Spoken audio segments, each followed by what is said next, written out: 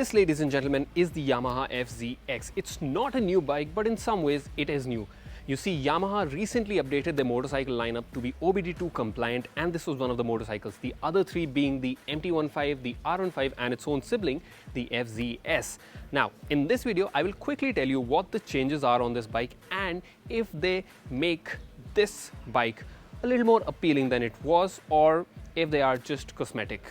So let's begin. But before we do that, make sure that you subscribe to our channel if you have already not done that.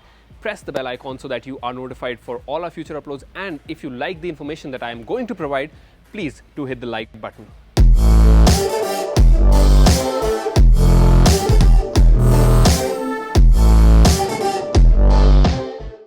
Now let's begin with the cosmetic changes. You get this new color scheme which is called dark matte blue, and I really do like it. This matte finish and the darker color really do suit this bike well. Plus it is accompanied by these golden alloy wheels. Now I can see some people liking them, some people not liking them, but altogether I do like this new color scheme. Apart from this, you have two other color options, and another visual change is that now it gets LED blinkers instead of the halogen ones. These are sleeker than the ones before, so that definitely adds to the looks.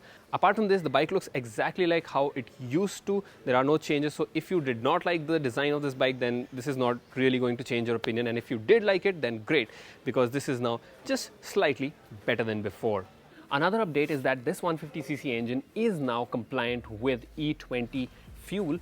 Plus, the bike gets a traction control system, so it monitors the front and rear wheel speed, and accordingly, if it senses that there might be a slip, then it controls that. It cuts off the power so that you do not slip and fall. Now, the traction control is actually a helpful feature, but in bigger bikes usually. In a bike as small as this, which just produces about 13.3 Newton meters of torque and about 12.2 horsepower, it's not as useful as you might think, because no matter how hard you rev the bike, it's not going to lose traction or break traction unless and until you're really trying to test the TCS, or if you are really unlucky.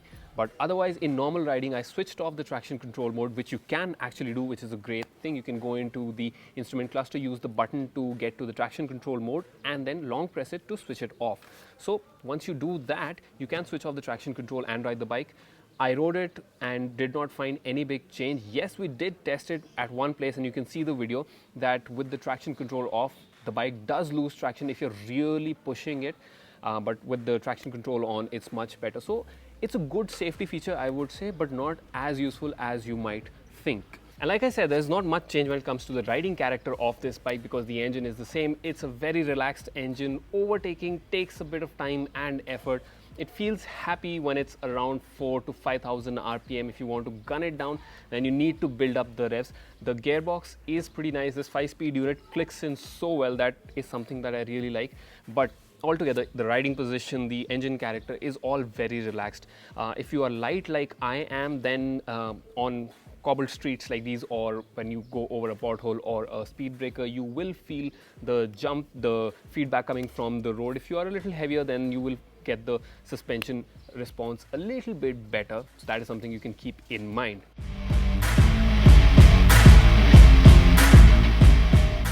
Now let's talk about a few things that I wish that Yamaha had changed or improved. Now, the general fit and finish and quality is good, but there are a couple of places where it just feels like there's a lot of plastic here, which is not exactly high quality, and it's rickety, it moves.